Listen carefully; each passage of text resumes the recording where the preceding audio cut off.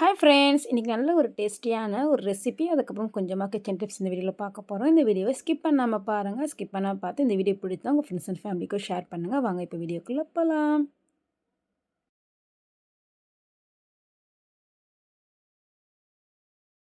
இட்லி, தோசை, இடியாப்பம், சாதத்துக்கெல்லாம் செம்மையாக அட்டகாசமாக தொட்டு சாப்பிட்ற மாதிரி ஒரு சூப்பரான சட்னி செய்யலாம். ஸோ அதுக்காக கொத்தமல்லி, புதினா, பூண்டு, தக்காளி, வெங்காயம், வரமிளகாய், அதுக்கப்புறம் கொஞ்சமாக கடலைப்பருப்பு, கொஞ்சமாக உளுத்தம் பருப்பு எடுத்திருக்கேன். ஒரு ஸ்பூன் எடுத்திருக்கேன் ரெண்டுமே. ஸோ இதை ஃபஸ்ட்டு என்ன பண்ணணும் அப்படின்னா, எல்லாத்தையும் நல்லா அலசி எடுத்துக்கோங்க. ஒரு 5 பல் பூண்டு தான் எடுத்திருக்கேன். ஒரு பெரிய வெங்காயம், சின்ன வெங்காயமாக இருந்தால் 2 எடுத்துங்க. ஒரு பெரிய வெங்காயம் அது. கொஞ்சமாக புளி, கொஞ்சமாக பெருங்காயம், அதுக்கப்புறம் 2 வரமிளகாய், ஒரே ஒரு தக்காளி, ஒரு டேபிள் ஸ்பூன் கடலைப்பருப்பு, ஒரு டேபிள் ஸ்பூன் உளுத்தப்பருப்பு சேர்த்துருக்கேன். ஸோ ஃபஸ்ட்டு இதை ஒன் பை ஒன்னாக நம்ம வதக்கி எடுக்கணும்.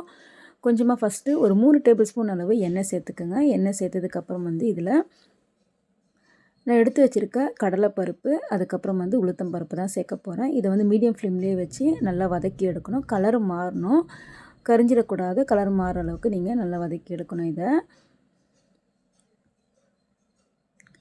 மீடியம் ஃப்ளேம்லேயே வச்சு லைட்டாக இந்த மாதிரி வதக்கிடுங்க. நல்ல டேஸ்ட்டாக இருக்கும், அட்டகாசமாக. ஸோ இந்த மழை டைமுக்கு இந்த மாதிரி காலையில் சுட சுட தோசை, இட்லிக்கு நீங்கள் செஞ்சு கொடுத்தாலும் சரி, மதியம் டைமில் சுட சுட சாதத்தில் சேர்த்து சாப்பிட்டாலும் சரி, அவ்வளோ சூப்பராக நல்ல டேஸ்ட்டாக இருக்கும். ஸோ இப்போ இது நல்லா லைட்டாக வதங்கி வந்ததுமே எடுத்து வச்சுருக்க வரமிளகாவும் இது கூடவே சேர்த்து நம்ம வதக்கி எடுத்துக்கலாம். இப்போ பாருங்கள், கலர் மாறிடுச்சு. இந்த அளவுக்கு நல்லா கலர் மாறணும்.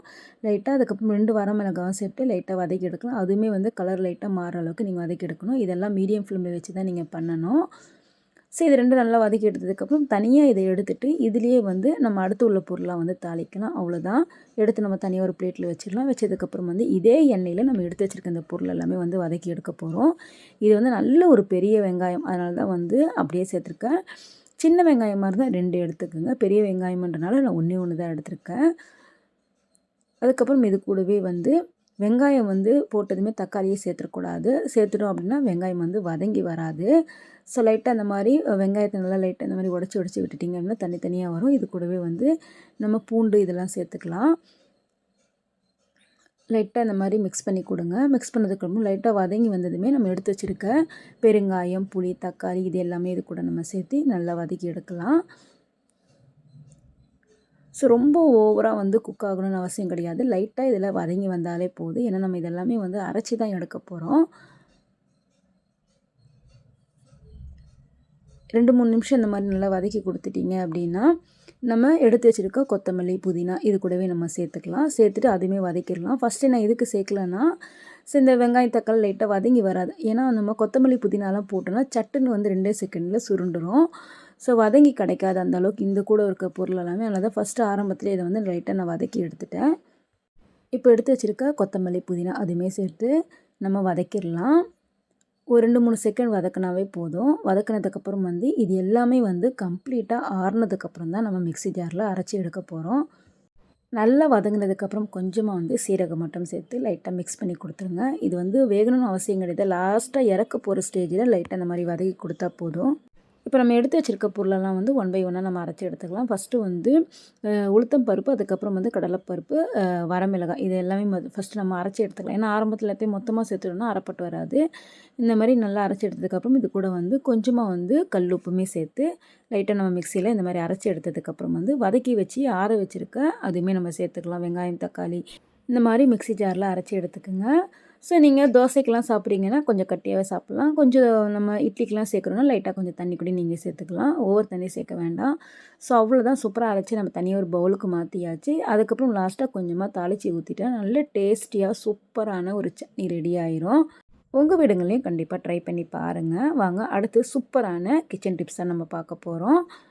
3, 2, 1 எப்பொழுதுமே நம்ம வீட்டில் இந்த மாதிரி பூண்டாகட்டும், உருளைக்கிழங்காகட்டும் இந்த மாதிரி தனித்தனியாக வைக்காதீங்க.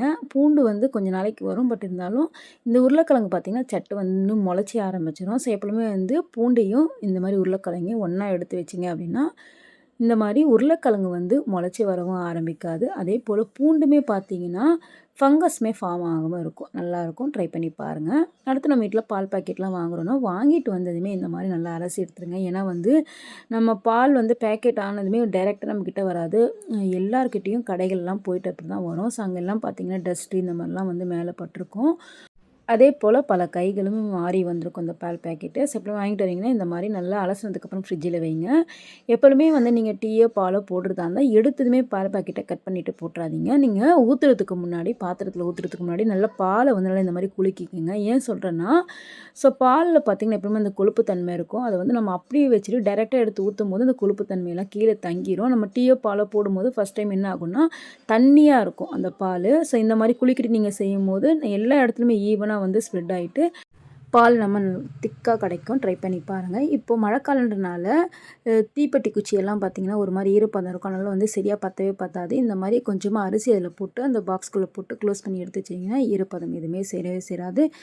இந்த மாதிரி பண்ணிங்க அப்படின்னா ஈரப்பதம் இருக்காது. நம்ம வத்தியுமே நல்லா சூப்பராக வந்து கொளுத்தலாம். அடுத்து பாருங்கள், நம்ம வீட்டில் இந்த மாதிரி ஊதுபத்தியெல்லாம் வாங்கினோன்னா பாக்ஸ் வந்து தூக்கிட்டு போட்டிங்க, அப்படி இல்லை கவர் வந்து கவரில் இருந்துச்சு, நம்ம எடுத்துட்டோம் ஃபுல்லாக ஓப்பன் பண்ணிட்டோன்னா இதை வந்து அப்படியே எடுத்து வைக்கக்கூடாது. இந்த மாதிரி வாட்டர் பாட்டிலில் உள்ளே போட்டு நீங்கள் க்ளோஸ் பண்ணி எடுத்து, ஏன்னா பத்தியெல்லாம் வந்து கொஞ்சம் நாளுக்கு நம்ம யூஸ் பண்ணுவோம்ல, அதை அப்படியே வெளியே வைக்கும்போது என்ன ஆகும்னா ஸ்மெல்லெல்லாம் போயிடும். ஸோ இந்த மாதிரி வாட்டர் பாட்டில் நீங்கள் போட்டு க்ளோஸ் பண்ணிட்டு வேணும் போது தேவையான அளவு எடுத்து நீங்கள் க்ளோஸ் பண்ணிட்டீங்க அப்படின்னா அந்த பத்தியினுடைய ஸ்மெல் வந்து அப்படியே கடைசி வரைக்கும் இருக்கும். ட்ரை பண்ணி பாருங்கள். இதுவுமே ரொம்ப ரொம்ப யூஸ்ஃபுல்லான டிப்ஸ் ஃப்ரெண்ட்ஸ். ஓகே ஃப்ரெண்ட், இந்த வீடியோ சொன்ன எல்லா டிப்ஸுமே ஆகட்டும், ரெசிபி உங்களுக்கு பிடிச்சிருக்குன்னு பிடிச்சிருந்தா மறக்காமல் சப்போர்ட் பண்ணி சப்ஸ்கிரைப் பண்ணுங்கள். பாய்.